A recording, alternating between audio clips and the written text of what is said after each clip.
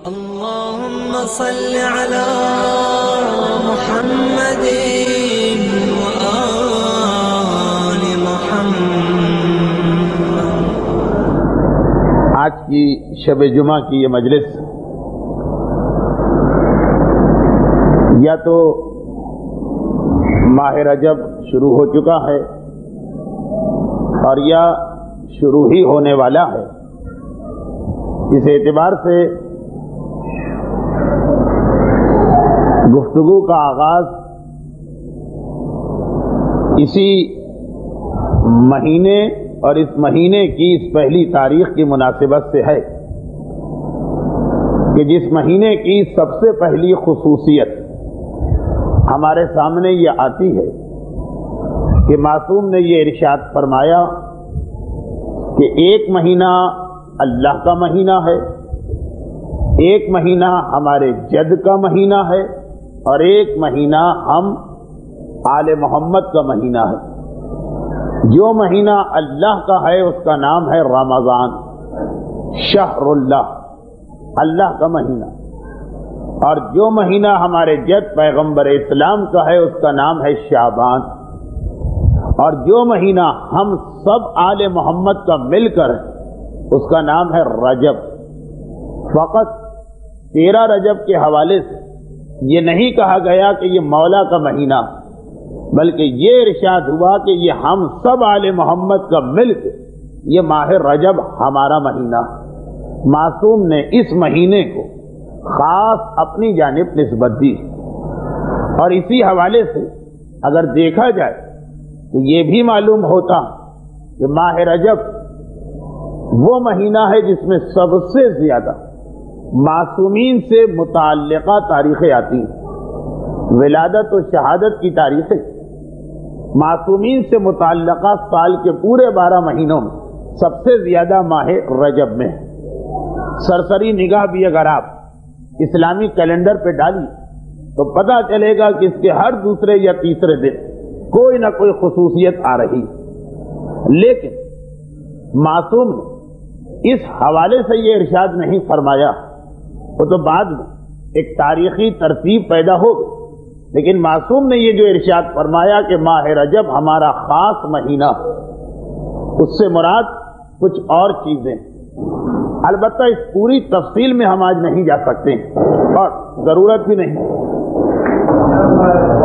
اتنا عرض کر دیا جائے کہ ایک مومن کے لیے، ایک انسان کے لیے، ایک مسلمان کے لیے جو پاکیزگی کا سب سے اہم مہینہ وہ رمضان، رمضان کا نام ہی یہ ہے کہ جس طرح سے دنیا کی ہر مشینری ایک عرصے کے استعمال کے بعد سروس چاہتی ہے، اس کے پرزوں کی صفائی ہو جائے، اس کی دیکھ بھال ہو جائے، دنیا کی ہر مشینری کچھ عرصے کے بعد سروس چاہتی ہے، اور جتنا زیادہ اس کی سروس سے غفلت برتی جائے اس کا نتیجہ یہ کہ پھر ایک دم چلتے چلتے وہ مشین ایسی خراب ہو جائے گی کہ یا تو اس کی اصلاح ناممکن ہوگی، اور یا پھر وہ جو پہلے 10 منٹ میں کام ہو جاتا اب مثلا ہزاروں روپے خرچ کر کے اور ایک بڑی زحمت اٹھا کے پھر وہ مشین اس قابل ہوگی کہ دوبارہ کام شروع کرے۔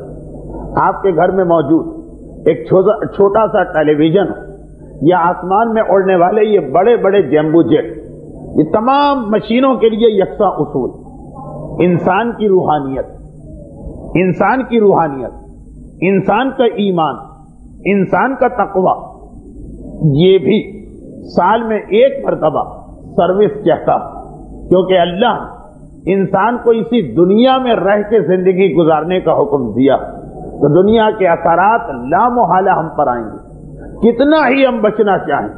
وہ ایک آل محمد کے گھرانے کو چھوڑ دی، دنیا کے اثرات لامحالہ ہم پر آئیں گے، چاہے ہم طہارت کا کتنا ہی بہترین انتظام کیوں نہ کریں، بہرحال کچھ نہ کچھ نجاستیں ہم تک پہنچتی رہیں، چاہے ہم اپنے رزق کو کتنا ہی حلال کیوں نہ کرنا چاہیں، مگر کسی نہ کسی کے ذریعے سے کچھ نہ کچھ حرام ہماری غذا میں شامل ہوتا رہے گا۔ یہ انسان کی قدرت سے باہر، بلکہ یہ بھی سمجھ لیجیے کہ اگر واقعا کبھی کوئی انسان کسی بھی وجہ سے اس قابل ہو بھی جائے کہ اپنے آپ کو دنیا کی ہر آلائش سے دور کر دے، تو اس کے لیے اس دنیا میں رہنا ناممکن ہو جائے گا، وہ دنیا میں رہ بھی نہیں پائے گا۔ پھر تو عیسائیوں کا طریقہ اچھا کہ شہر چھوڑ کے جنگل میں چلے جاؤ، جیسا کہ علامہ ہلی کا مشہور و معروف واقعہ۔ علامہ ہلی تاریخ شیعت کے اس گھرانے سے تعلق رکھتے ہیں کہ جہاں ایک وقت میں 17 مجتہدین جمع ہو چکے، اور جب ہم لفظ مجتہد کہتے ہیں تو اس سے مراد ایک ایسا منصب اور ایک ایسا عہدہ جو عام انسان تو سمجھ بھی نہیں سکتا۔ اس وقت دنیا کی آبادی کتنی بڑھ گئی، ہمارا حوزہ علمیہ کتنا آباد ہو گیا، اس کے باوجود ساری دنیا میں بمشکل تمام 20 سے 25 مجتہد ہوں گے۔ حتیٰ یہ کہ بعض ایسے افراد جن کی تقلید بھی ہو رہی، مرجعیت تو چھوڑیں، اجتہاد ثابت ہونا بھی مشکل۔ ہمارے عوام کے پاس چونکہ ان چیزوں کی زیادہ معلومات نہیں اور نہ ہو سکتی ہیں، اس اعتبار سے مجھے یہ وضاحت کرنا پڑی کہ آج سے تقریباً 800 سال پہلے، علامہ ہلی کا زمانہ 724 725 ہجری کا زمانہ، اس وقت ویسے ہی دنیا کی آبادی کتنی کم اور تشیع کن مشکلات میں، ساری دنیا میں آج جا کے کہیں 25-30 مجتہد ہو پائیں، کہا وہ دور، لیکن 17 مجتہد ایک ہی گھر میں تھے۔ اور لفظ 17 جو تاریخ میں آ گئے تو اس نے بتا دیا کہ یہ کوئی محاورتاً نہیں، کیونکہ کبھی بطور محاورہ بھی کہا جاتا، لیکن محاورہ ہمیشہ راؤنڈ فگر میں ہوتا، 10 کہیں 20 کہیں 30 کہیں، 17 یہ عدد بتا رہا کہ باقاعدہ گنتی کر کے مورخین نے یہ جملہ لکھا۔ تو علامہ ہلی کا گھر ایسا بنا۔ اچھا یہ بھی ذہن میں رکھی کہ ایک گھر میں 17 مجتہد اور کہیں ہو تب بھی وہ گھر اتنا اچھا نہیں چل سکتا جتنا علامہ ہلی کا گھر چل رہا تھا، اور اس لیے کہ علامہ ہلی کے گھر میں جو ایک وقت میں 17 مجتہد، اس میں خالی مرد ہی نہیں تھے بلکہ عورتیں بھی تھیں۔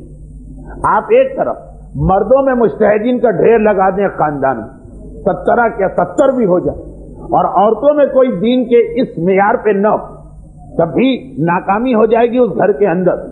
خالی مرد اس بچے پر جو اس ماحول میں آنکھ کھول رہا ہے آدھا اثر ڈالے گا، اور آدھا بھی میں نے محاورے کے اعتبار سے کہا کہ ہمارے یہاں عورت اور مرد کو ایک گاڑی کا 2 پہیا مان لیا گیا، ورنہ حقیقت میں اسلام کے اعتبار سے تو مرد کا حصہ بہت ہی کم ہو جاتا۔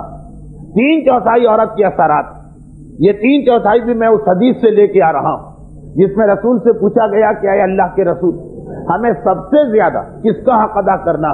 کہا ماں کا۔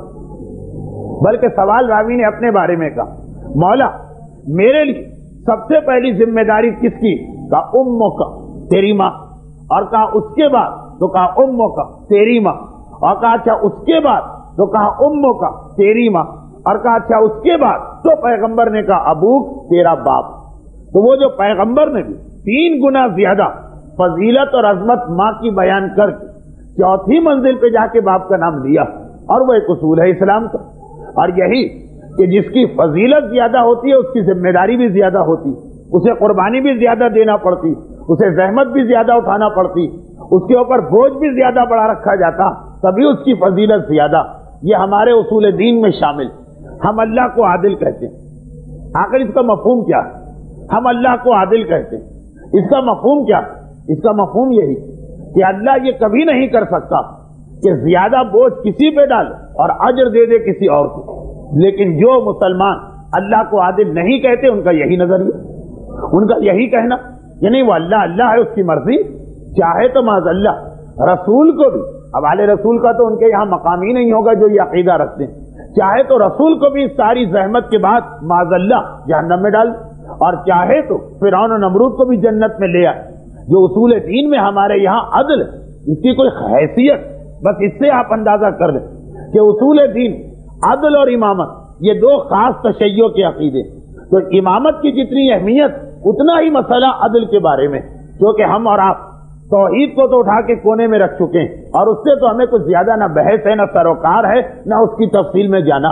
اس لیے ہمیں نہیں معلوم کہ بعض مسلمان جو اللہ کو عادل نہیں مانتے تو اس کے کیا کیا وہ نتائج نکالتے ہیں۔ اس میں سے ایک بات یہ کہ اللہ اس کی مرضی ساری زحمت اٹھانے والے اور اس کی اپنی اطاعت کرنے والے کو جہنم میں ڈال دے، اور اپنی ساری نافرمانی کرنے والے کو چاہے تو جنت کا اعلیٰ درجہ دے دے۔ ہمارے یہاں اصول دین ہم کہتے نہیں اللہ بھی یہ نہیں کرتا اور اللہ بھی یہ نہیں کر سکتا، طاقت ہے کبھی کرے گا نہیں۔ اور اسی میں یہ بات آ گئی کہ اگر ماں کا درجہ 3 گنا زیادہ بتایا تو اسی لیے کہ اس پہ ذمہ داری 3 گنا زیادہ۔ تو اب اگر ایک گھرانے میں آپ 500 مجتہد جمع کر دیں اور سارے مرد، عورتوں میں دین کی تعلیم ہو ہی نہیں، یا بہت ہی معمولی اتنی ہو جتنا انہوں نے اپنی نانی سے سنا اور نانی نے اپنی نانی سے سنا اور دادی نے اپنی پردادی سے سنا، چند ضعیف عورتوں کا جو دین ہے وہ منتقل ہوتا ہوتا ہماری بچیوں تک آ جائے، تو اب وہ گھر عالم کا ہو کہ مجتہد کا ہو کہ مرجع کا ہو کہ رسول کا ہو، وہاں پرابلم پیدا ہوں گے۔ اب اس سے زیادہ میں کیا کہوں؟ کیا رسول کے گھر میں بھی اس قسم کے مسئلے پیدا نہیں ہوئے؟ وہاں بھی ہو گئے۔ تو علامہ ہلی کے ہاں یہ سب سے بڑی نعمت یہ حاصل ہوئی کہ ان کے یہاں توازن تھا۔ اگر ایک وقت میں 17 مجتہد تو اس میں مرد بھی ہیں اور عورتیں بھی ہیں۔ چنانچہ علامہ ہلی خود وہ تو اتنے خوش قسمت نہیں تھے، ان کے والد مجتہد تھے، ان کے ماموں مجتہد تھے، لیکن ان کی والدہ مجتہدہ نہیں تھی۔ لیکن علامہ ہلی کا جو خاندان بن گئے وہ بہرحال خوش قسمتی آ گئی، خود مجتہد، ان کی بیوی مجتہد، ان کی بہنیں مجتہد۔ چنانچہ اب جو اولاد ان کے یہاں ہو رہی وہ زیادہ بہتر ماحول پا رہی خود علامہ ہلی کے مقابلے میں۔ اچھا، میں یہ ساری بات ذہن میں یہی خیال رکھتے ہوئے کر رہا ہوں کہ علامہ ہلی کی فضیلت کو شیعت کا بچہ بچہ جانتا ہوگا۔ بہت احسان فراموش ہونے کے بعد بھی اب ہم اتنے احسان فراموش بھی نہیں کہ علامہ مجلسی اور علامہ ہلی کو بھول جائیں، لیکن اگر کسی کو علامہ ہلی کی عظمت بھی نہیں معلوم تو شاید میری یہ گفتگو اس کی سمجھ میں زیادہ نہ آئے۔ خیر، اب اتنا وقت نہیں ہے کیونکہ جو موضوع میں نے شروع کیا اس کی تفصیلات بہت زیادہ۔ تو خلاصہ یہ کہ علامہ ہلی خود اتنے خوش قسمت نہیں تھے جتنی ان کی اولاد، اور وہ فطری بات، جتنی بھی عظیم شخصیتیں ان کے والد اور والدہ تو اتنے عظیم نہیں ہوتے، ان کی اولاد کو زیادہ اچھا ماحول ملتا۔ فخر المحققین ان کے بیٹے جو 9 سال کی عمر میں مسند اجتہاد پر فائز ہو چکے، اور بیک وقت ہمیں ان کے یہاں دونوں چیزیں نظر آ رہی، مجتہد بن چکے تو 9 سال میں اجتہاد کا وقار اور علم کی شان، لیکن ہیں تو بہرحال بچے، تو اس کے ساتھ ساتھ بچپنے کے انداز اور بچپنے کی شرارتیں، مجتہد بھی ہیں اور بچپنے کی شرارتیں بھی ہیں۔ خیر، یہ ساری تفصیلات تاریخ مجتہدین والی تقاریر میں کر چکا ہوں۔ اس کا صرف ایک واقعہ، وہ بھی اگر سن لیا پھر دوبارہ بھی سن لیا جائے تو غالباً غلط نہ ہوگا۔ اب یہ فخر المحققین جو پیدا ہوئے تو ماحول ایسا پایا کہ جس ماں کی گود میں وہ مجتہدہ، جس مثلاً پھوپھی کی گود میں وہ مجتہدہ، خاندان میں جہاں چلے جائیں اجتہاد، اب آپ تو ہیں مجتہد، پوری احتیاط کے ساتھ پرورش ہو رہی، یہاں تک کہ اب اس عمر پہ آ گئے کہ لوگوں کا یہ دل چاہا کہ علامہ ہلی کو تو سنتے ہی رہتے، اب ذرا ان کے فرزند کو بھی سنا جائے۔ ایک تو ویسے ہی جب لوگوں کو عقیدت کسی شخصیت سے ہو جاتی تو اس سے متعلقہ ساری شخصیتوں سے عقیدت ہو جاتی، اور پھر جب پتا چلا کہ نہیں بیٹا الولد سر لابیہ، جو رسول کی حدیث ہے ویسا بیٹا، کہ بیٹا تو بہرحال باپ کا ایک چھپا ہوا راز ہوتا، یعنی جو فضائل باپ بھی نہیں دکھا سکا وہ بیٹا دکھاتا، تو اب تو اور شوق ہو گیا کہ مجتہد بیٹا، بڑی بڑی شخصیتوں کے ناکارہ بیٹے زندگی گزار جاتے ہیں اپنے باپ کے نام پر، تو یہ تو واقعاً ایسے کہ منزل وہ آ گئی کہ باپ اور بیٹے میں افضل کون ہے، اس پہ بحث ہونے لگی۔ لوگ آئے علامہ ہلی کے پاس، یہ وہی لوگ جو سالوں سے علامہ ہلی کے پاس اٹھتے بیٹھتے اور کہا کہ ہماری بڑی خواہش کہ آپ کے فرزند کی بھی تقریر سنیں۔ علامہ ہلی نے کہا کہ ٹھیک ہے جاؤ اس کے پاس، وہ بالغ بھی ہے مجتہد بھی، باپ کا حکم تو نہیں چلے گا۔ لوگوں نے کہا بس آپ سے اجازت لینا تھی، چنانچہ پہنچے۔ انہوں نے انکار کر دیا کہ بھائی تمہیں شاید وہ لطف اور مزہ نہیں آئے، لوگوں نے سمجھا کہ بطور انکسار کہہ رہے، کہا کہ نہیں، ہمارے لیے تو آپ کی زیارت کافی ہے، ایک تقریر آپ کی سننا ہے۔ چنانچہ جب ہاں کہہ دی تو اعلان ہو گئے کہ فلاں دن اس جمعے کو یا جمعرات کو یا دن کے وقت یا رات کے وقت علامہ ہلی کے بیٹے تقریر کر رہے ہیں۔ مجمع علامہ ہلی کی تقریر سے بھی زیادہ جمع ہو گئے۔ اب تو مائک یہ بھی تھا نا کہ علامہ ہلی جیسی عظیم شخصیت، ان کے بیٹے کون ہیں اور کیا کہتے ہیں۔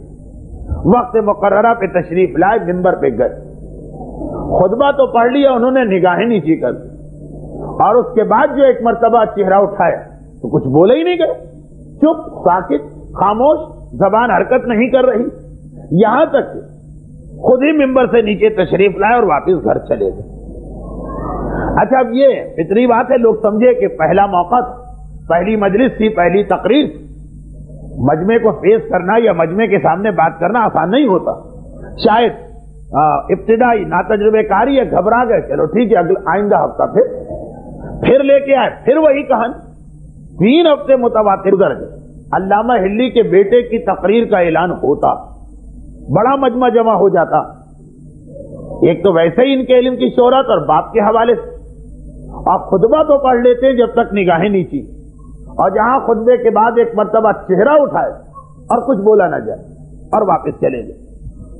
3 مرتبہ کے بعد اب 4تھی مرتبہ لوگ پریشان ہو گئے، تیسری تقریر کے بعد، اور سیدھا آئے علامہ ہلی کے پاس اور کہا کہ یہ آپ کے شاگرد، ویسے تو جو اجتہاد کی کلاس لیتے ہیں وہ تو روزانہ، وہاں تو کیسی فصیح و بلیغ ان کی تقریر ہوتی اور کیسی روانی ہے کہ بس بات کیے چلے جا رہے ہیں، علم کا دریا بہا رہے ہیں، اور یہاں مسجد یا امام باڑے میں ہم لائے تو خطبے کے بعد ایک جملہ نہیں بولا جاتا۔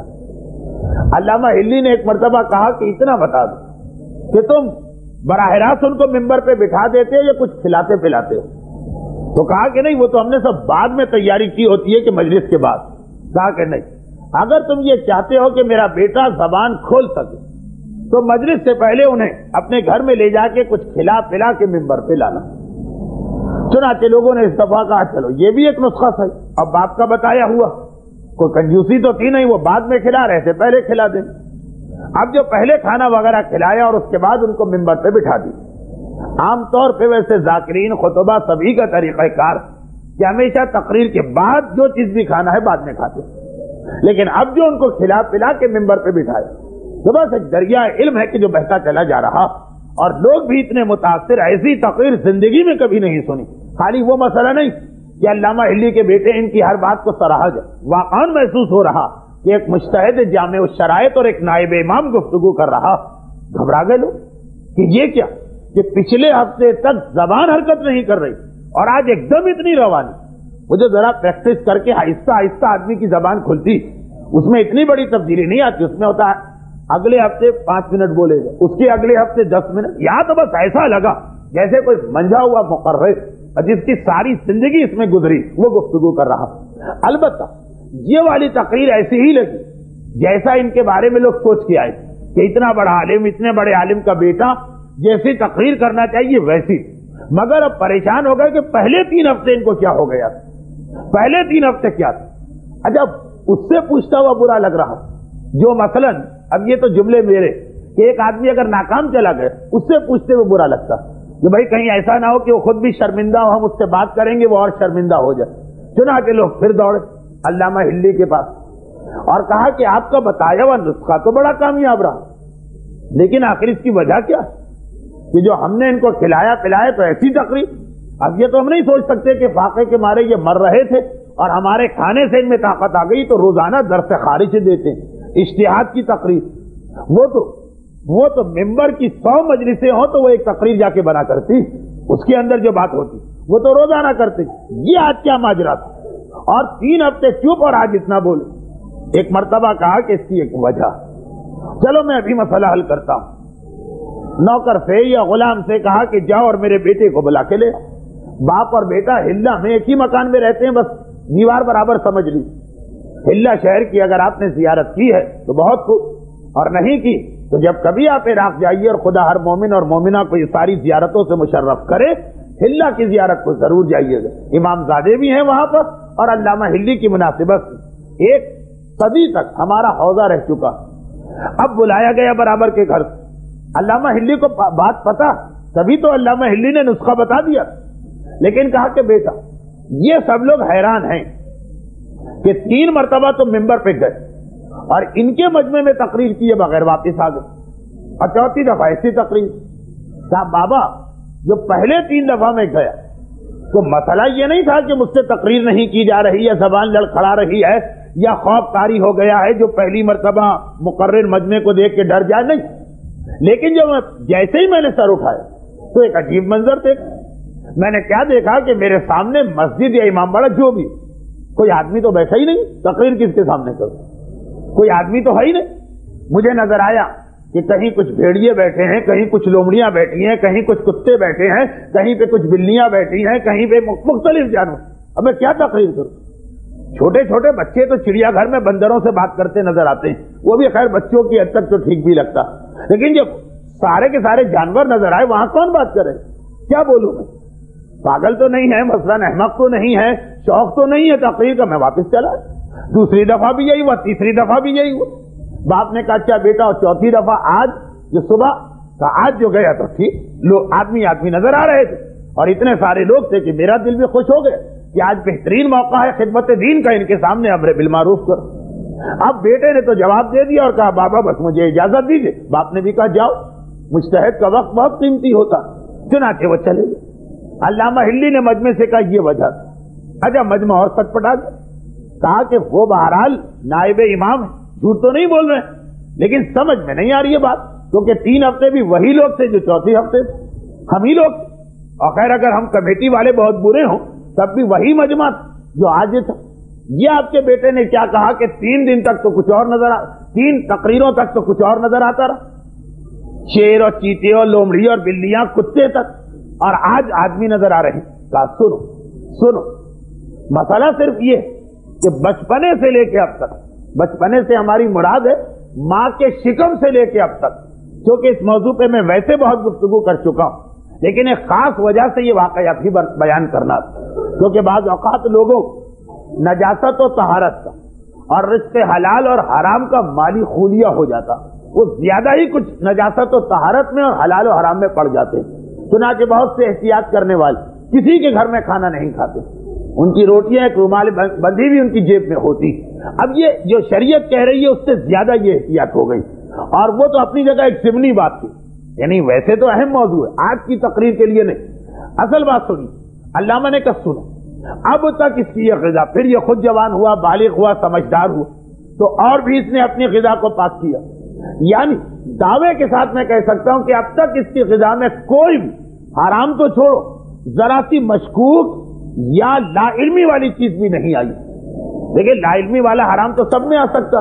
ہم ایک مومن کے گھر میں گئے, ہمیں کیا پتا کہ وہ پلیٹ صحیح طور پہ نجیس ہے یا پاک. شریعت کہتی ہے مومن کا گھر ہے, جب تک کہ آنکھ سے نہ دیکھو تمہارے لیے پاک, لیکن اگر حقیقت میں پاک نہ ہو, اس کے یہاں کی عورتیں پھوڑ کا مطلب یہ ہے کہ شریعت کے اعتبار سے, پتا نہیں یہ لفظ آپ سمجھے کہ نہیں سمجھے, بہرحال اس کے یہاں کی عورتیں شریعت کے اعتبار سے پھوڑ, ویسے بڑی صفائی اور سب کچھ, لیکن نجاست طہارت کا کوئی کنسیپٹ نہیں.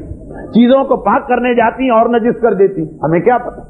چنانچہ اب ہمارے پاس تو نجس گلاس میں نجس پانی آ گئے, ہم نے یہ نجس پانی پیا, اب ہمیں نہیں معلوم اس کے اثرات تو ہوں گے, لیکن اتنے اثرات ہونے چاہیے, اس کے لیے واقعہ سنیے. اس کے لیے تو اب یہی علامہ نے کہا کہ اب تک یہ بالکل پاک و پاکیزہ غذا, یعنی ایسی پاک غذا کہ کوئی ایسی چیز نہ کھائی نہ پی جس کے بارے میں لا علمی.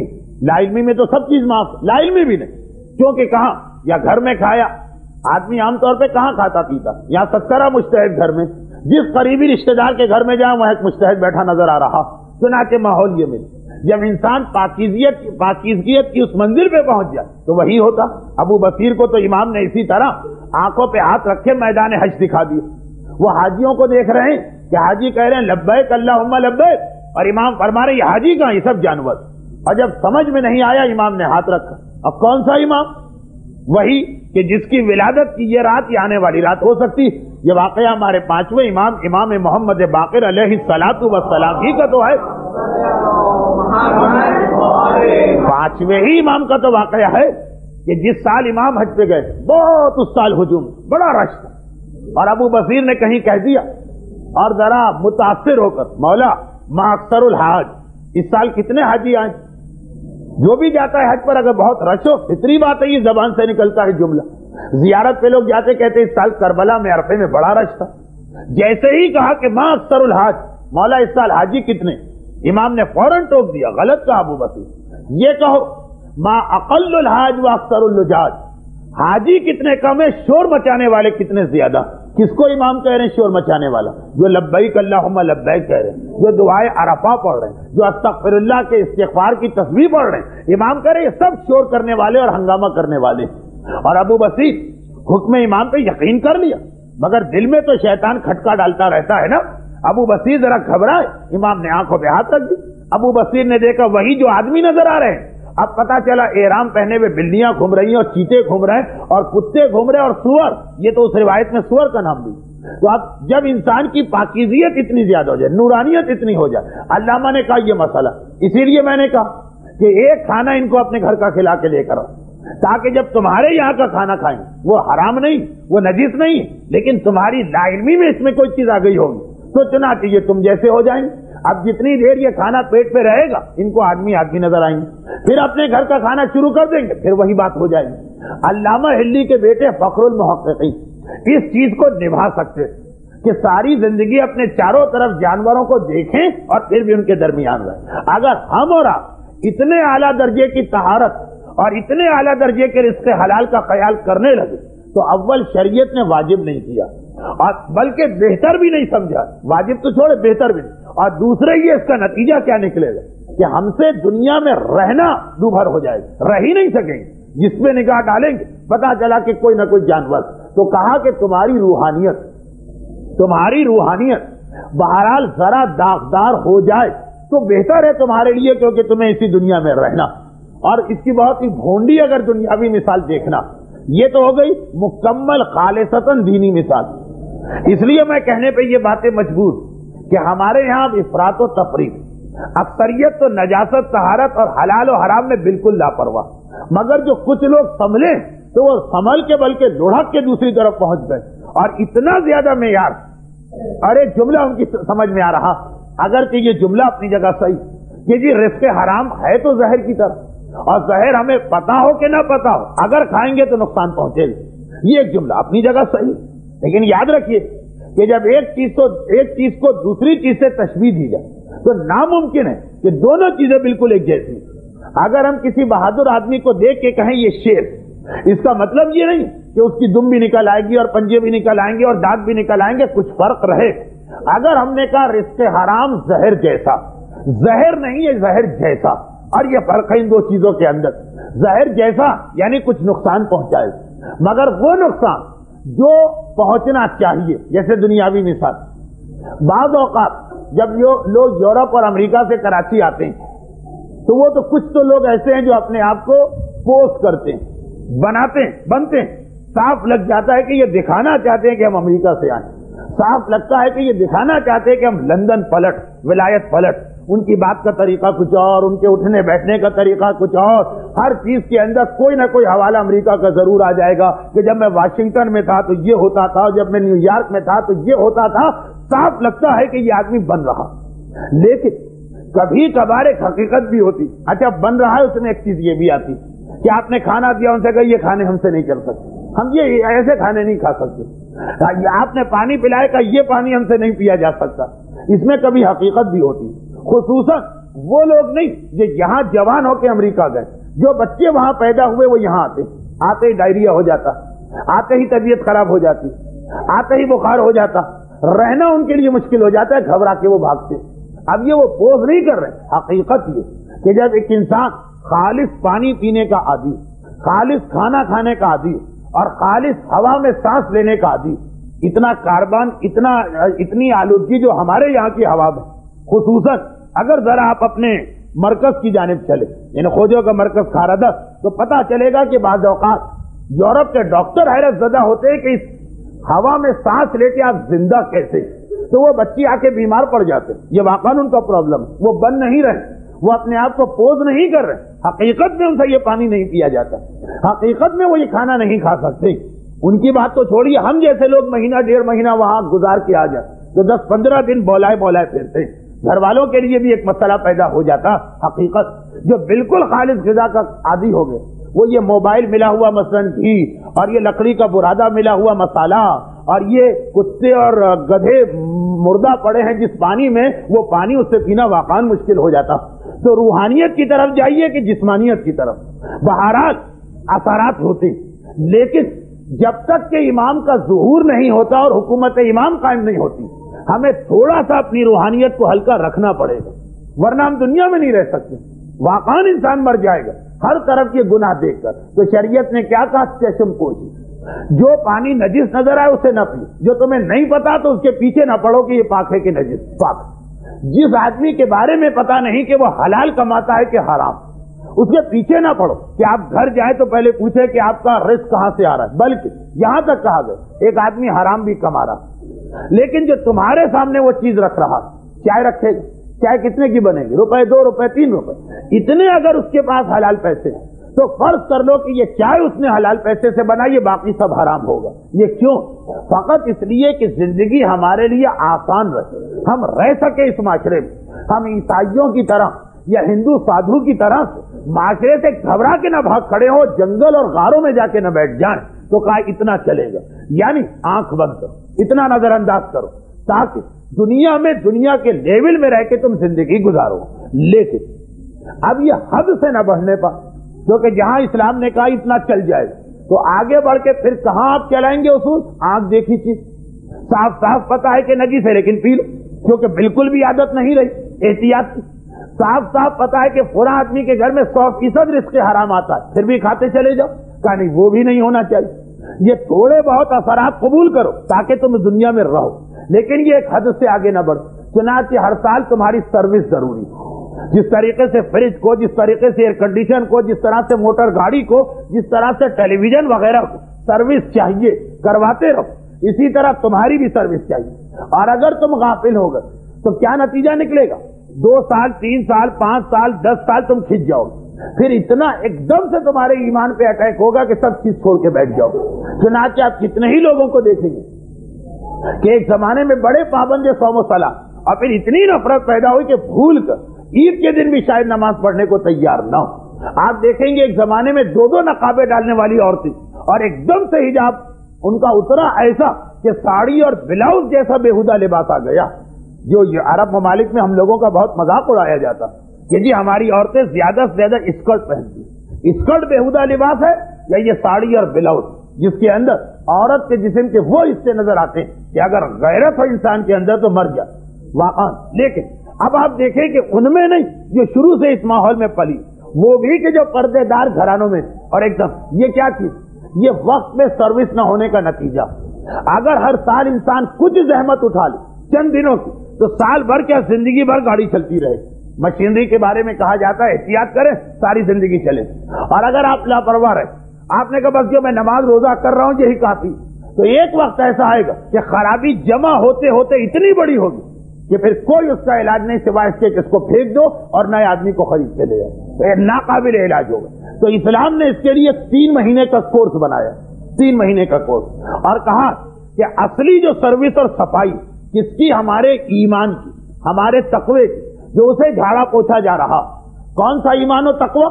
کہ سارا سال ہم دین پہ عمل کر رہے ہیں، لیکن بہرحال ہم نہ سننا چاہیں، گانے کی آواز ہمارے کان میں قہرن پڑ رہی، کا یہ معاف ہے، لیکن جو اس کے کچھ اثرات آ گئے ہماری روح پر. ہم حرام نہ کھانا جائے لیکن جبرن و قہرن کسی دوست کے یہاں، کسی رشتہ دار کے یہاں، حتیٰ یہ کہ اب مسجدوں اور امام کی نیاز کے نام پر پہلے لوگ ایک چیز کا خیال کرتے، 22 رجب کو امام کا دسترخوان ہے، اس کو بالکل پاک و پاکیزہ بنائیں گے. چنانچہ بازار کی چیز تو خرید کے نہیں لاتے، اپنے گھر میں تیار ہوتی.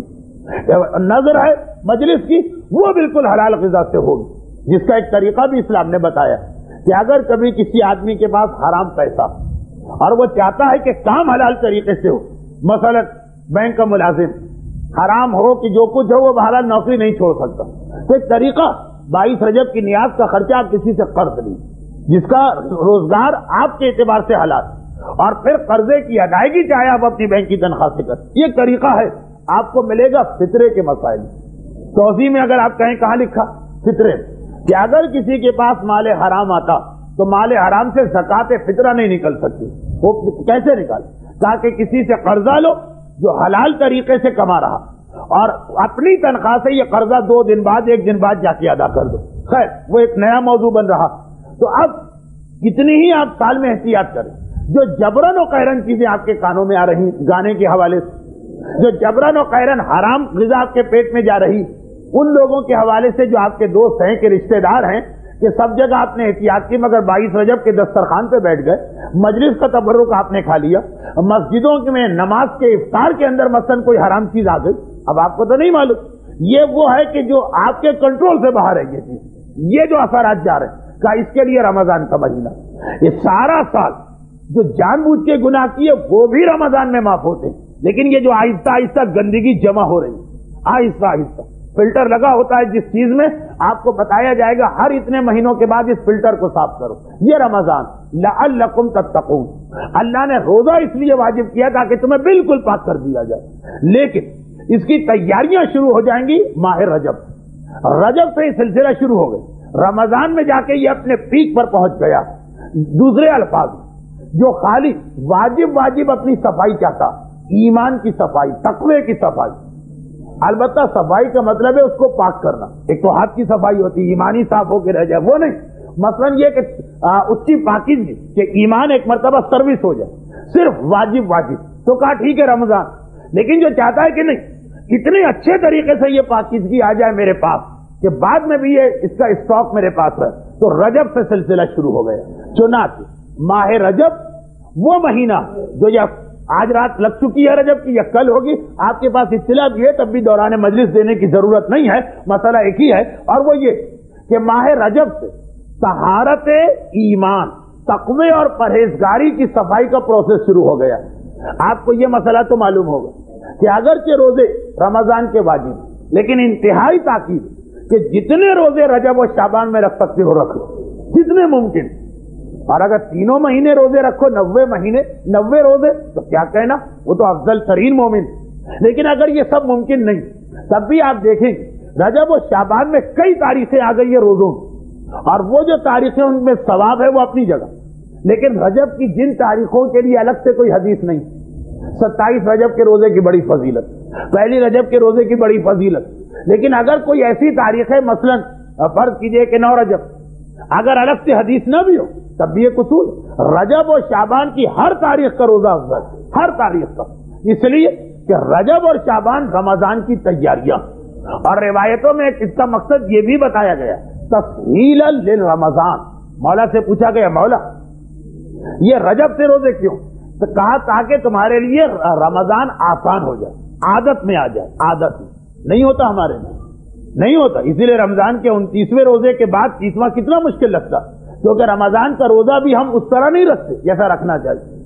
جتنا دن میں فاقہ کرتے ہیں اس سے ڈبل رات کو پیٹ میں بھر لیتے ہیں, کبھی افطار پارٹی کے نام پہ, کبھی نظر و نیاز کے نام پر. وہ عادت کہاں بنے, وہ تو اور کھانے کی عادت ہو جائے گی, اور کھانا بڑھ جائے گا رمضان میں, اور اچھے اچھے کھانے, چاہے طبی اعتبار سے کتنا ہی نقصان دے. لیکن جیسا روزہ اسلام چاہتا وہ اگر آپ رجب سے رکھنے لگے تو خود بخود آپ کا معدہ سکڑنے لگے, اور رمضان اگر دن کو کھانے کی بھی اجازت مل جائے کھایا ہی نہیں جائے, خواہش ہی کم ہو جائے گی. اصل مقصد تو یہ. لیکن خیر ایک تو یہ بات, اس کے علاوہ مجھے پتا ہے کہ روزے کے مسئلے پہ بہت کم لوگ ہیں جو ہمت کریں گے, گرچہ کتنے ہی لوگوں کے لیے بہترین چانس, کیونکہ آج کل رجب ان دنوں میں آ رہا ہے جو سال میں سب سے چھوٹے دن, اس سے چھوٹا روزہ آپ کو سال میں کبھی نہیں ملے گا. اور پھر ایک بار وہ مسئلہ دوہرا دوں, اگرچہ وہ اتنی مرتبہ یہاں آیا ہے, اتنی مرتبہ آیا کہ یہاں والے ذرا اکتا گئے ہوں گے, لیکن مسئلہ تو دوہرایا جاتا, اور وہ یہ کہ یاد رکھیے جس پر کوئی بھی واجب روزہ باقی خصوصاً قضا کا, وہ سنتی روزہ نہیں رکھ سکتا. لیکن اس کا کیا مطلب, لوگ اس سے غلط مطلب لیتے ہیں. مثلا فرض کیجئے 27 رجب کے روزے کا بڑا ثواب ہے, بہت ثواب. 27 رجب کیا کہنا اس روزے, مسئلہ آ گیا جس سے کوئی قضا روزہ باقی, وہ اس دن کوئی سنت روزہ نہیں رکھ سکتا. آپ نے کہا میں تو 27 کا روزہ رکھ رہا تھا سنت والا, کیونکہ اس کا تو اتنا ثواب, قضا اگر رکھنا ہے تو 27 کو کیوں رکھوں, کبھی بھی رکھوں. یعنی غلط فہمی یہ ہو گئی کہ 27 رجب کے روزے کا ثواب اس کو ملے گا کہ جس پر جو سنت کی نیت سے رکھے. یہ کہا روایت میں جو 27 رجب کو روزہ رکھے, چاہے آپ قضا والا رکھیں, چاہے آپ کفارے والا رکھیں, چاہے آپ کوئی واجب والا رکھیں, چاہے کوئی سنت والا رکھیں, یہ لوگوں نے اپنی طرف سے خود فرض کر لیا کہ اتنا ثواب جو 18 ذی الحجہ کا ہے, 15 شعبان کا ہے, 27 رجب کا, یہ سنتی روزے کا ہے. نہیں, سنتی نہیں. مجھے حدیث یاد, من ساما, معصوم نے فرمایا جس نے 27 کا روزہ رکھا. کون سا روزہ 27 کا؟ یہ پابندی نہیں لگائی, جو روزہ بھی آپ 27 کا رکھے وہی ثواب آپ کو ملے گا. چنانچہ اگر کسی پہ قضا روزہ ہے, کیونکہ میں نے لوگوں کو واقعا یہ دیکھا کہ آدھا مسئلہ سن لیا کہ قضا ہے تو سنت نہیں رکھ سکتے, تو آپ کیا کرتے ہیں, تو قضا تو رکھتے ہی نہیں ہے, سنت بھی نہیں رکھتے, کیونکہ تصور ہے کہ 18 ذی الحجہ کا ثواب سنتی میں ملے گا. سنت لفظ نہیں. جو روزے کے عالم میں ہے 27 رجب, چاہے دنیا کا کوئی بھی روزہ وہ رکھ رہا ہو, اس کو وہ ثواب ملے گا, سوائے ایک روزے. اس پر بھی بحث ہے, کچھ علماء کہتے ہیں اس کو بھی ثواب ملے گا. جس نے پیسے لے کر کسی مرحوم کا روزہ رکھا, اس کے اوپر بحث ہے کہ بعض علماء کہتے ہیں جب پیسے لے لی تو ثواب کس بات, اور بعض کہتے ہیں کہ اگر اس کی نیت پھر بھی ثواب کی تو ثواب ملے گا. لیکن اگر پیسے لیے بغیر کسی مرحوم کا روزہ رکھا تب بھی پورا پورا ثواب ملے گا. میری 2 ہفتے پہلے کی تقریر, بلکہ شاید پھر تو ثواب 70 گنا بڑھ جائے. تو یہ یاد رکھیے گا کہ اس مسئلے سے آپ دھوکہ نہ کھائیے کہ اگر سنتی روزہ ہے قضا نہیں رکھ سکتے تو آپ روزہ ہی رکھنا چھوڑ دیں. ارے پھر تو ایک سیکنڈ میں 2 مزے آپ کو مل رہے ہیں کہ ایک ثواب کا ثواب مل رہا ہے, دوسرا واجبات میں سے ایک روزہ کم ہوتا چلا جا رہا. اب جیسے عورتوں میں سے کون سی عورت ایسی ہے جس پہ یہ مسئلے کا اطلاق نہ ہوتا؟ مردوں میں ہے بہت سارے مرد کہ جن پر اس مسئلے کا اطلاق نہیں ہوتا, یعنی ان کا کوئی قضا روزہ ہی نہیں. اس لیے کہ ایک تو ویسے ہی اسلام لڑکے کے روزہ شروع ہونے کی ایسی عمر بتائی گئی کہ اس سے کافی پہلے ہی لڑکے شوق شوق میں روزہ شروع کر دیتے. 15 سال, چلے آج کل 15 نہ صحیح 14 یا 13, تب بھی اچھی خاصی سمجھداری کی عمر. لڑکیوں کی ایک تو عمر اتنی کم ہے, 9 سال میں روزہ شروع کرا دے, اسے بھی 11-12 سال میں بہت شوق ہو جائے گا, لیکن 9 سال تو ایک تو اس وجہ سے کئی روزے قضا ہوتے ہیں. بہت کم لڑکیاں معاشرے میں آپ کو ملیں کہ جنہوں نے 9 سال سے ایسے روزے رکھے کہ ایک روزہ نہ چھوڑا نہ توڑا. اس لیے کہ کبھی خاندان کے دباؤ سے رکھا تو جاتا, لیکن اللہ نے پھر حمام کیوں بنائے, نل بھی ہے, پانی بھی سکتے. وہ تو بہت سی جب سمجھدار ہوتی ہیں تو ہم لوگوں کو خط لکھ کے مسئلہ پوچھا جاتا. تو اب مسئلہ یہ کہ اکثر عورتوں پہ قضا اس لیے کہ ان بیچاریوں پر اتنا پہلے روزے کا بوجھ ڈال دیا گیا کہ وہ اس وقت سمجھدار نہیں ہوتی کہ ہم کیا عبادت کر رہے ہیں, نہ سمجھی ہوتی. اگر سمجھدار ہو تو جیسے لڑکے 12 سال 11 سال میں اکثر گھرانوں کے لڑکے شروع ہو جاتے, بلکہ بعض اوقات ناراض ہوتے ہیں کہ ہمیں کیوں نہیں روزہ رکھوایا گیا, کیوں نہیں سحری میں اٹھایا گیا. لیکن وہ 9 سال کی عمر تو بہت کم, اس میں شوق ہوگا 2 راتوں کا, 4 راتوں کا, 6 راتوں, اس لیے وہ والے روزے قضا. اور پھر باقی تو ہر چیز کہنے کی نہیں, کچھ فطری طور پر اللہ نے عورتوں کو ایسا بنایا کہ بچپنے میں اگر بچپنے کی وجہ سے چھوڑ تو جوان ہو کر جوانی کی نجاست کی وجہ سے کچھ روزے چھوٹ جاتے. وہ چھوٹ تو جاتے مگر معاف تو نہیں, ان کی قضا تو کرنا. تو اب یہ کتنا بہترین موقع کہ ایک تو پورا رجب ویسے ہی سنت ہے روزہ, 27 رجب یا 13 رجب, یا مثلاً پہلی رجب کا ثواب دیکھ کے یہ نہ سمجھیے کہ یہی 4-5 روزے, رجب کی ہر تاریخ کا ثواب, ہر تاریخ. پھر دوسری بات کہ اس بہانے کتنے قضا ادا ہوں گے. اور تیسری بات آج کل کے ماحول میں اور کراچی یا پاکستان کو دیکھتے ہوئے یہ جملہ کہنا ضروری تھا, کیونکہ بعض اوقات یہ چیزیں اب یہ ریکارڈ تو نہیں ہو رہا ہے, لیکن کہیں ریکارڈنگ ہوتی ہے تو اس میں گڑبڑ ہو جاتی ہے. کہ اب ہم نے کہا یہاں پہ وہ کیسٹ چلا گیا دارالسلام, وہاں تو دسمبر میں سال کا سب سے بڑا دن ہوتا ہے اور جون میں سب سے چھوٹا ہوتا ہے. وہ سٹپٹا کے دیکھتے کہ مولانا کیسے کہہ رہے کہ آج کل تو سب سے چھوٹا روزہ, کیونکہ وہاں بالکل الٹا ویدر. تو یہ پاکستان کے ماحول, اس سے چھوٹا روزہ آپ کو کب ملے گا؟ آج کل کے دن سے چھوٹا دن, اتنا مختصر. تو کتنے آپ کو اس وقت یہ تیسری چیز تو خود بخود جمع ہو گئی. اب پھر کہیں جا کے 30 سال کے بعد یہ نظام آئے گا کہ رجب سردیوں میں پڑے گا. ابھی ایک بہترین موقع لوگوں کو ملا ہوا, اپنے جتنے قضا روزے ہیں اس میں اتار لیں. اور یہیں پر ایک فقہی مسئلہ اور بتا دوں, اور وہ یہ دوسرا فقہی مسئلہ وہ یہ کہ اگر کوئی شخص رمضان کے مہینے میں بیماری کی وجہ سے روزے نہیں رکھ سکتا, بیمار, تو بیماری کی وجہ سے روزے معاف نہیں. کب معاف ہے؟ اگر اگلے رمضان تک مسلسل وہ بیمار رہا تب معاف. اگر ایک رمضان میں کوئی بیمار ہے اور اس نے روزے چھوڑ دی تو اب یہ روزے فی الحال اس کے اوپر قضا ہیں، 11 مہینے اور دے دے. اگر اگلا رمضان آنے تک سال میں کبھی بھی موقع نہیں بنا، صحت نہیں ہو، تو پھر یہ روزے معاف ہو گئے، پھر ہر روزے کے بدلے میں غریب کو کھانا کھلا دیں. لیکن اگر دوران سال کبھی بھی روزہ رکھنے کی طاقت ہو تو رمضان کے بیماروں روزے معاف نہیں ہے، قضا کرنا. اچھا، پھر اس میں علماء بطور مثال لکھتے ہیں. ایک سوال یہ ہوتا ہے کہ بھائی رمضان میں طاقت نہیں تو رمضان کے بعد ہم نے کون سا ایسا کشتہ کھا لیا یا معجون کھا لی کہ اتنی طاقت آ گئی؟ تاکہ نہیں. مثلا رمضان کے بعد صحت مل گئی. اب بہت سی بیماریاں ہیں کہ پتہ چلا 2 مہینے سے پہلے آپ ٹھیک نہیں ہوں گے، 2 مہینے بعد ٹھیک ہو جائیں گے. بہت سارے وائرس کے ایسے مریض. اچھا، یا یہ کہ نیا کوئی علاج نکل آئے، یا تو ہر 3 مہینے کے بعد کوئی نیا علاج. یا یہ تیسری بات کہ اگر رمضان کبھی گرمیوں میں پڑ رہے ہیں، دن اتنا بڑا ہے کہ آپ روزہ نہیں رکھ سکتے، لیکن اگر دن چھوٹا ہو تو آپ رکھ لیں گے.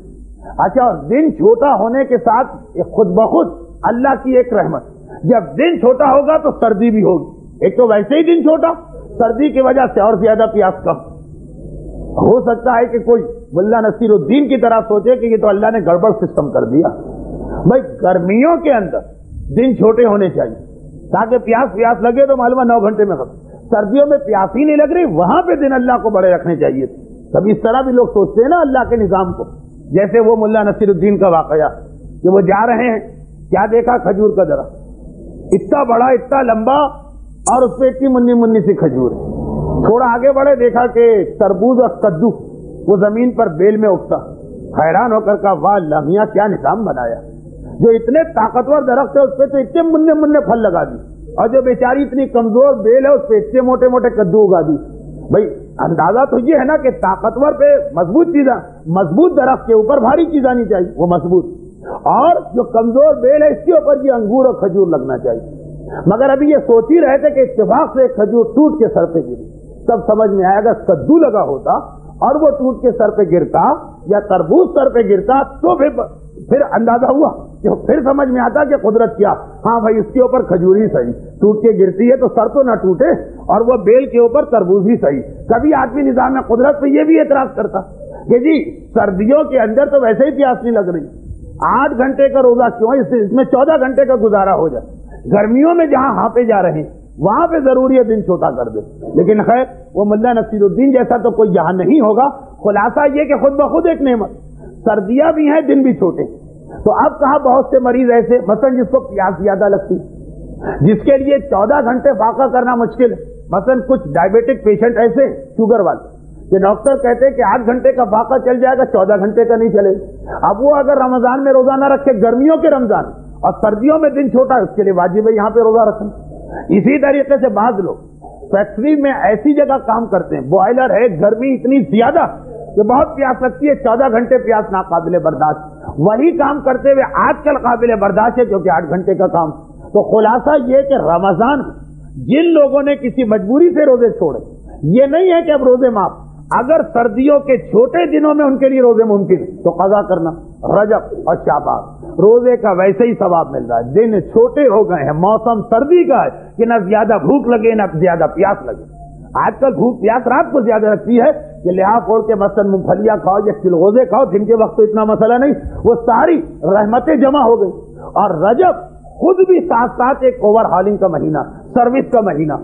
اور اسی لیے اب آپ یہ دیکھ لیجیے گا جا کر رمضان کو چھوڑ جتنے اعمال اور دعائیں رجب اور شعبان کے اور کسی مہینے کے نہیں. خالی روزوں کی بات نہیں، روزے کا مسئلہ تو سمجھا دیا ان بچیوں اور عورتوں کو جنہوں نے کچھ روزے قضا کیے.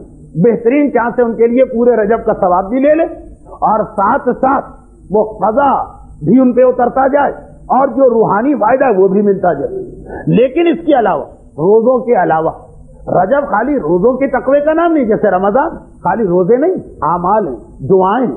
ہر دوسرے تیسرے دن کا کوئی عمل، پھر 21 22 23 کے اعمال تو کتنے زیادہ ہیں، 19 21 23. تو رجب بھی اسی انداز کا مہینہ، جو روزے رکھ سکتے ہیں وہ بھی، اور جو بیچارے روزے رکھ ہی نہیں سکتے وہ بھی رجب کی دوسری خصوصیت کو حاصل کر. رجب کی دعائیں، رجب کے اعمال، پہلی رجب سے 10 رجب تک کی وہ حضرت ہارون اور موسیٰ والی دعا، 13 14 15 رجب کے اعمال جن میں عمل داؤد جیسا عمل، جو امام کے ایک رشتے کے بھائی عباسی خلیفہ نے قید کر دیا تھا اور ان کی ماں بولائی اور پریشان امام کے پاس آئی، ام داؤد ان خاتون کا نام ہے جو گرفتار ہوئے وہ داؤد، اور کہا مولا میرے بیٹے کی زندگی اور موت کا مسئلہ. تو امام نے کہا جب بیٹے کی زندگی اور موت کا مسئلہ تو ماں اس طرح یہ 3 دن روزے رکھ کے یہ عمل کر. ویسے ہی عمل ام داؤد افضل ترین اعمال میں سے ایک، اور ساتھ ساتھ جس کو اولاد کا کوئی مسئلہ، چاہے قید کا مسئلہ ہو، دشمن پیچھے لگے ہیں، کوئی بیماری کا مسئلہ ہو. یاد رکھیں آج کل اولاد کے بہت مسئلے، لوگ سارا سال پوچھتے ہیں، تو میں اکثر لوگوں کو انفرادی تو جواب دیتا ہوں، رجب کا انتظار کریں اور اس اولاد کی ماں کو 3 دن کی زحمت برداشت کرنا، وہ عمل ام داؤد آپ کو مل رہا. لیکن جن کے ساتھ اولاد کا مسئلہ نہیں بھی تب بھی عمل ام داؤد کی دعائیں وغیرہ اتنی اہم کہ ہر شخص اس کو رجا کی نیت سے پڑھے. تو رجب ایک ایسا مہینہ آ گیا، روزوں کے اعتبار سے، اعمال کے اعتبار سے، دعاؤں کے اعتبار سے یہ ساری کی ساری چیزیں تقوی اور پرہیزگاری کے لیے انتہائی اہم. اور پھر میں ایک جملہ جو اکثر کہا کرتا ہوں یہاں پہ دوہرا دوں اور بس ایک آخری جملہ کہہ کے آج کی مجلس اختتام کو پہنچا، اور وہ یہ ایک اور بات کہ یہ جو رمضان کو قرار دیا گیا ایسا مہینہ کہ آدمی کی مکمل روحانی پاکیزگی ہو جاتی ہے، جو سارا سال چھوٹے موٹے گناہ جمتے رہتے ہیں وہ صاف ہو جاتے ہیں. یاد رکھیے یہ جو رمضان کا کام ہے کہ صفائی، یہ تو 1400 سال سے چلا رہا. اب 1400 سال چھوڑیے، 50 سال پہلے کی بات اپنے بزرگوں سے پوچھیں، کیا اتنے گناہ معاشرے میں تھے؟ کیا اتنا گانا معاشرے میں تھا؟ کیا اتنی رشوتیں معاشرے میں تھی؟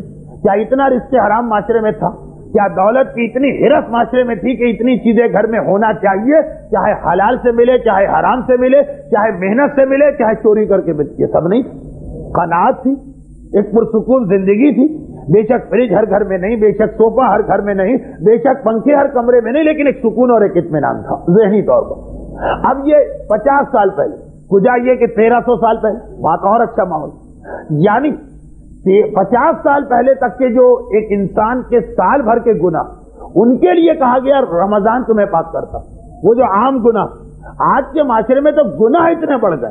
دیکھیے اگر ایک کپڑا زیادہ میلا ہو جائے تو اب اگر عام کپڑا ایک دفعہ سرف ڈالنے سے صاف ہو جاتا ہے، اس کو 2 دفعہ سرف میں ڈالنا پڑے گا. عام کپڑا اگر گھر میں دھلنے سے صاف ہو جاتا جس پہ بہت زیادہ تیل کی اور گریس کی اور اس قسم کے دھبے لگے، اسے مثلا ڈرائی کلین میں یا دھوبی کے پاس بھجوانا پڑے گا.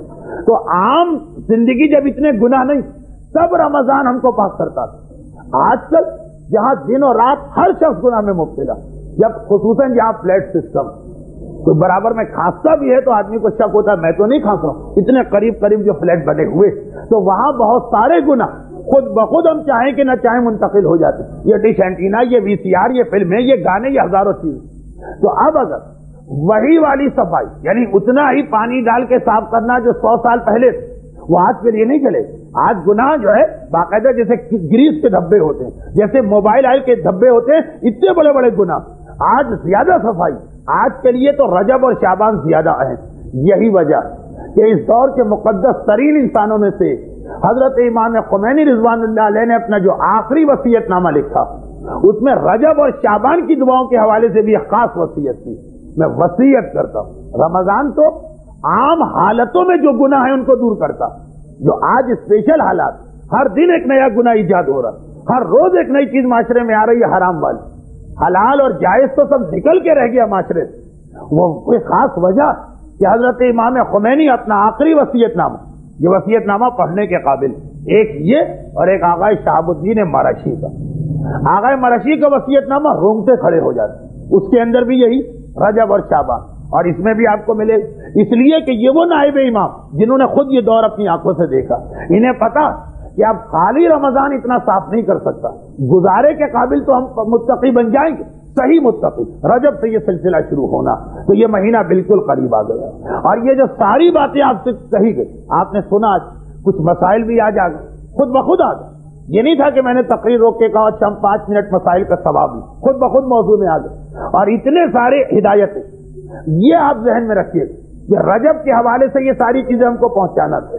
چنانچہ پروردگار عالم رجب کی پہلی تاریخ کو منتخب ہی کر لیا اس امام معصوم کی ولادت کے لیے کہ جس کی ذمہ داری یہ قرار پائی کہ تمہیں معاشرے میں علم پھیلانا ہے، یعنی ہمارے پانچویں امام امام محمد باقر علیہ الصلاۃ والسلام۔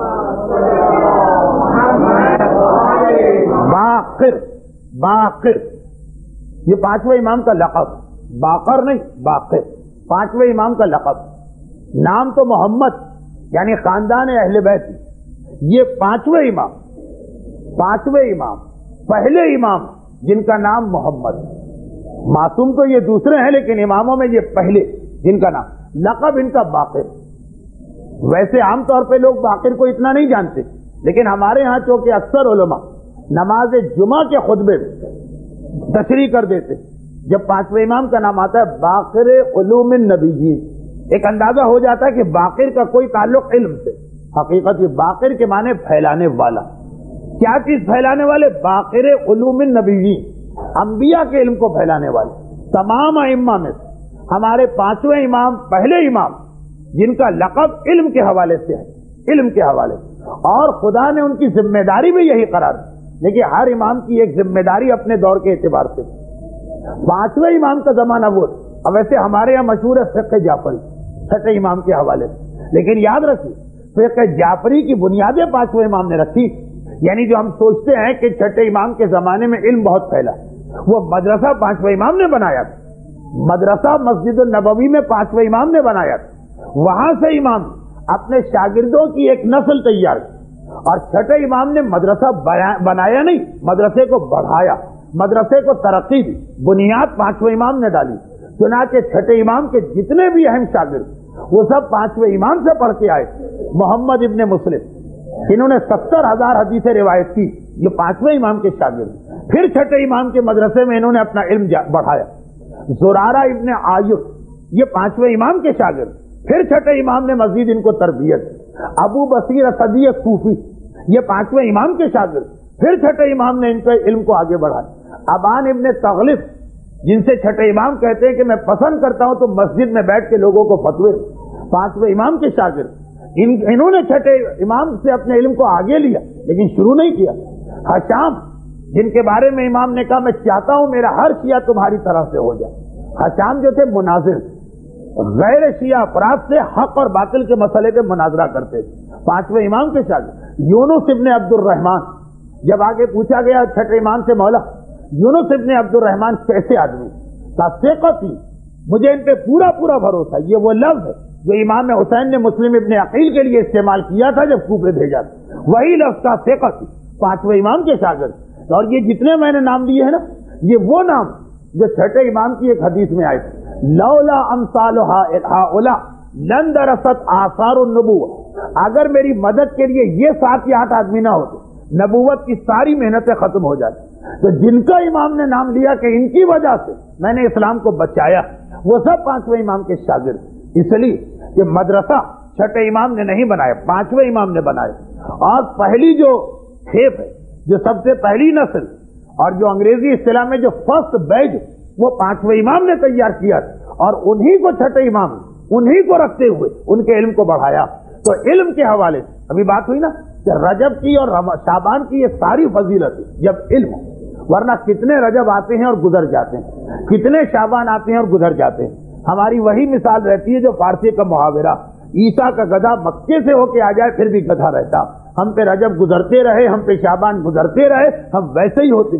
تھوڑی بہت تبدیلی رمضان میں آ جاتی، یہ تبدیلی رجب سے کیوں شروع نہیں ہوتی؟ جو اسلام کا مقصد، جو اسلام کی خواہش، جو معصوم کا فرمان ہے، یہ میرا مہینہ، یعنی وہ رمضان۔ دیکھیے تصور بھی یہی، رمضان میں تبدیلی آتی بھی اللہ کے حوالے سے، مگر جو آپ خود بھی کہتے ہیں کہ اللہ کو ہم نے پہچانا رسول کے ذریعے سے، اور رسول کو ہم نے پہچانا امام کے ذریعے سے، تو تبدیلی امام کے ذریعے سے کیوں نہیں آ رہی؟ تبدیلی رجب سے شروع، شعبان میں بڑھ جائے، رمضان میں اپنے عروج پر پہنچ جائے، تب شاید یہ مسئلہ نہ ہو کہ ادھر پہلی شوال آئی اور داڑھیاں مونڈی جا رہی۔ کیا رمضان سے حاصل ہوا؟ جب پہلی شوال کو داڑھی گئی، تب شاید مسئلہ نہ ہو کہ عید کی نماز فجر سب قضا کر جاتے ہیں سوائے ان کے جو ویسے نمازی ہیں سال بھر۔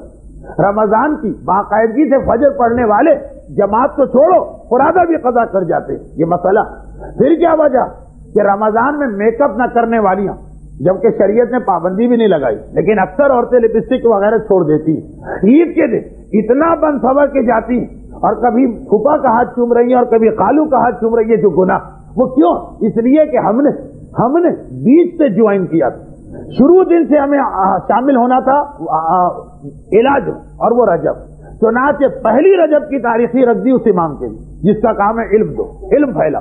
میرے ماننے والوں، باقی معصومین کہہ رہے، رسول کہہ رہے، اور اللہ کہہ رہا ہے میرے ان بندوں کو علم دو، تاکہ ایسا نہ ہو کہ فضیلت کا مہینہ آئے اور چلا جائے، شعبان آئے اور چلا جائے۔ ہم اور آپ اس کی حالت سے افسوس کرتے ہیں کہ نہیں، کہ جو رمضان کے اندر بھی کچھ دیندار نہیں بنتا، وہی اس کی فلمیں چل رہی، وہی اس کی آوارہ گردی چل رہی ہے، وہی اس کا حرام چل رہا، وہی اس کے گناہ چل رہے۔ بڑے سے بڑا رشوت لینے والا گھبرا جاتا، رشوت تو نہیں چھوڑ سکتا، حج عمرے پہ چلا جاتا ہے، چلو ٹھیک ہے کام ہی یہاں بند کر دو، ملاوٹ کرنے والا بھاگ جاتا، چلو کام ہی نہ کرو کیونکہ یہ تو مشکل، یہ کام کرے اور حلال طریقے سے کرے، اس سے بہتر ہے۔ تو یہ رجب و شعبان سے کیوں سلسلہ شروع نہیں ہوتا؟ اب یہ حقیقت ہم کو پہنچانے کے لیے پہلی رجب ہی اس کی رکھی، جس کا کام ہے علم دینا، جس کا کام ہے علم پھیلانا، جس کا کام ہے آل محمد کے ماننے والوں کو باشعور بنانا۔ اور یہی وجہ کہ امام نے بھی اپنے ماننے والوں سے یہ خواہش کی اور ایسے الفاظ میں کی کہ غالباً اتنے سخت الفاظ تو کوئی اور استعمال نہیں کر سکتا، صرف امام، کیونکہ وہ بہرحال باپ سے زیادہ ہم پہ مہربان۔ یہ حدیث چھٹے امام کی بھی ہے لیکن پانچویں کی بھی، اور یہ تو کامن سینس کی بات جو پہلے پانچویں نے کہی ہو۔ کیا حدیث کیا فرماتے ہیں؟ احب الیہ، مجھے دنیا میں سب سے زیادہ یہ پسند کہ میرے ماننے والوں کو باندھ کر ان کے سروں پہ کوڑے برسائے جائیں، لے یتفقہوا، تاکہ یہ علم دین حاصل کریں۔ وہ امام کہہ رہا جو ایک طرف اتنا مہربان ہے کہ ہماری خاطر اپنی اولاد کو قربان کر دے۔ پچھلے شب جمعہ کے مسائل یہی تو تھے، وہ ہمارے لیے اولاد قربان کی، مگر دوسری جانب اتنا سخت نظر آ رہا، وہ بھی ہماری وجہ سے کہ میرے ماننے والوں کو کوڑے مارے جائیں، مجھے یہ پسند، تاکہ کاش یہ علم دین حاصل کرے۔ علم دین حاصل ہوگا تو یہ سب باتیں سمجھ میں آئیں گی۔ پانچویں امام کی زندگی کا خلاصہ یہ کہ ساری زندگی علم پھیلایا، اور سب سے پہلے اپنے ماننے والوں سے یہ تقاضا کیا کہ دنیا کے مجھ سے علم لے جا رہی۔ بنو امیہ کا حکمران تک امام کے دروازے پہ گھٹنوں کے بل جھکا کہ نہیں جھکا؟ جب وہ سکے کا مسئلہ ہوا اور پتا چلا کہ عیسائی بادشاہ نے وہ جو کرنسی نوٹ سمجھ لیجیے آج کا، اس میں رسول کی شان میں گستاخی کے جملے لکھے، گھبرا گیا کہ میں کیا کروں، وہ تک یہاں پہ آیا، اور امام کا ماننے والا امام کے پاس نہیں گیا، امام کا ماننے والا امام کے علوم سے استفادہ نہ کر، امام کا لقب ہی باقر علم، علم پھیلانے والا۔ تو سب سے پہلے تو ہمیں جولی بھر کے امام سے علم لینا، تب امام کی ولادت کا حق ادا ہوگا۔ اور کتنا افضل ہے یہ امام، یہ وہ امام ہے کہ جہاں مجمع البحرین، یہاں پہ دو نور جمع ہو رہے ہیں، دیکھیے دو نور پانچویں امام میں آ کے جمع ہو رہے ہیں ایک بار پھر۔ وہ دو نور جو شروع سے ایک تھے اور پھر حضرت عبد المطلب سے دو ٹکڑے ہوئے، حضرت عبداللہ اور حضرت ابو طالب، پھر ایک مرتبہ جمع ہوئے علی اور فاطمہ، اور پھر ایک مرتبہ جمع ہوئے پانچویں امام میں بایمان۔ یہ پانچویں امام کے دادا ہیں امام حسین اور نانا ہے امام حسن، ایک بھائی کی بیٹی ہے ایک بھائی کا بیٹا، خاندان میں آپس میں شادی ہوئی، فرسٹ کزن جو آج کے حساب سے کہلاتے ہیں۔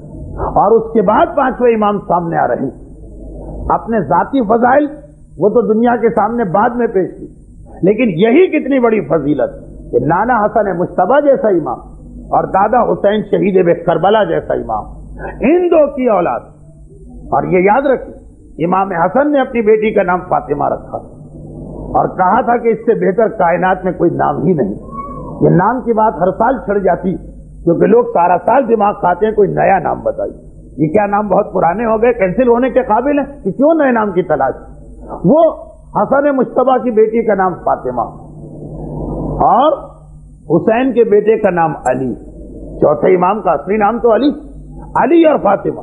ایک مرتبہ پھر مجمع البحرین جو قرآن نے کہا مرج البحرین، ہم نے نور کے دو دریا ملا دیے۔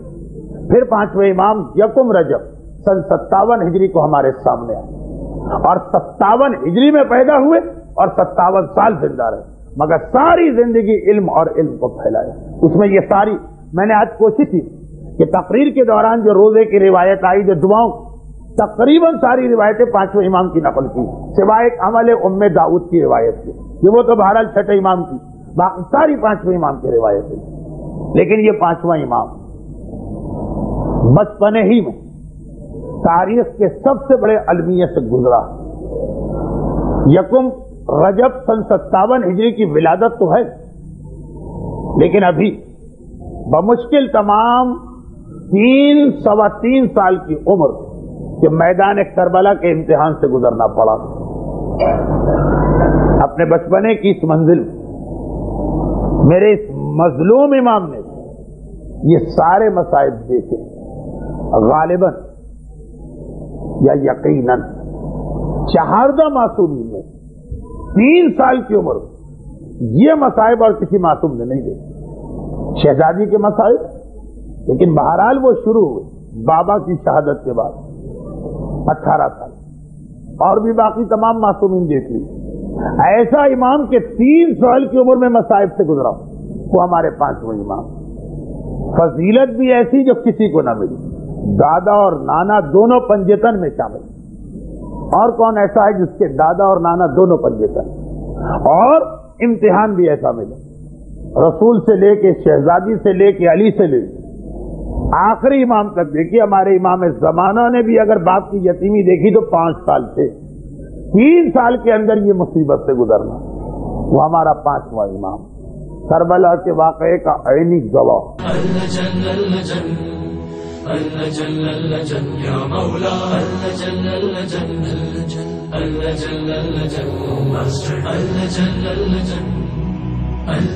يا صاحب السماء اللجن